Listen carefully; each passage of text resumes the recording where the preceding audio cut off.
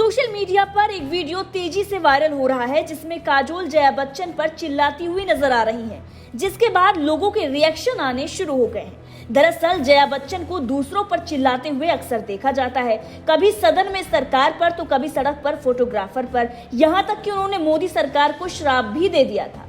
Mister Bachchan भी ये बताते हैं कि वो घर पर जया की ही मानते हैं, यानी कि घर पर उनकी ही चलती है। अब ऐसे में जया बच्चन पर कोई चिल्लाया तो लोगों ने मीम बना दिया।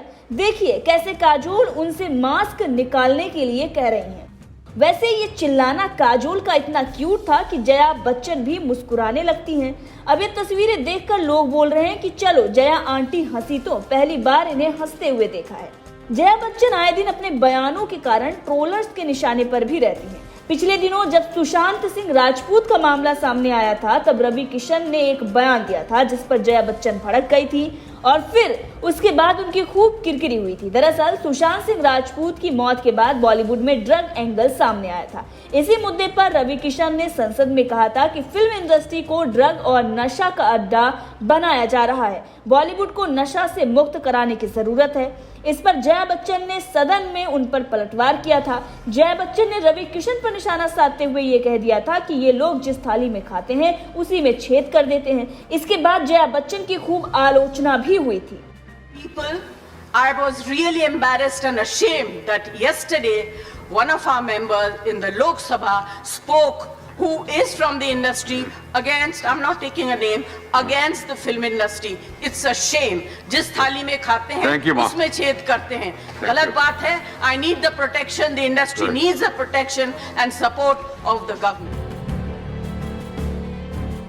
वहीं राज्यसभा में जया बच्चन भाजपा और केंद्र सरकार पर जमकर बरसी थी। दरअसल ट्रेजरी बेंच पर बैठे भाजपा सांसदों के साथ सपा सांसद जया बच्चन की तीखी बहस हो गई थी और फिर जया बच्चन भाजपा के सांसदों पर भड़क गई थी। जया बच्चन ने यहां तक कह दिया था कि मुझ पर निजी हमला किया गया, मैं आपको श्राप देती हूं कि आप लोगों के दिन बुरे आएंगे, यानी कि मोदी सरकार को, बीजेपी को यह श्राप उनके तरफ से दिया गया था। अब इसी बयान के बाद जया की खूब फजीहत भी हुई थी। इसके साथ ही आए दिन बीजेपी पर वो हमलावर रहती है। किस तरीके से उन्होंने एक बयान दिया है जिसमें वो कहती हुई नजर आ रही हैं कि बीजेपी झूठी पार्टी है, वो काम नहीं करती, सिर्फ और सिर्फ जुमलेबाजी करती है, वो फेकू चंद है। क्या कुछ कह रही हैं, सुनिए। कहते हैं कि यहाँ औरतों की, महिलाओं की सुरक्षा नहीं है। झूठ, इन लोग झूठ के सिवाय और कुछ नहीं बोलते हैं। मैं आज 15 साल पार्लियामेंट में रही हूँ, अभी भी हूँ, और झूठ के सिवाय इन्होंने कुछ नहीं कहा। महिलाओं के लिए हमेशा हम लड़े हैं।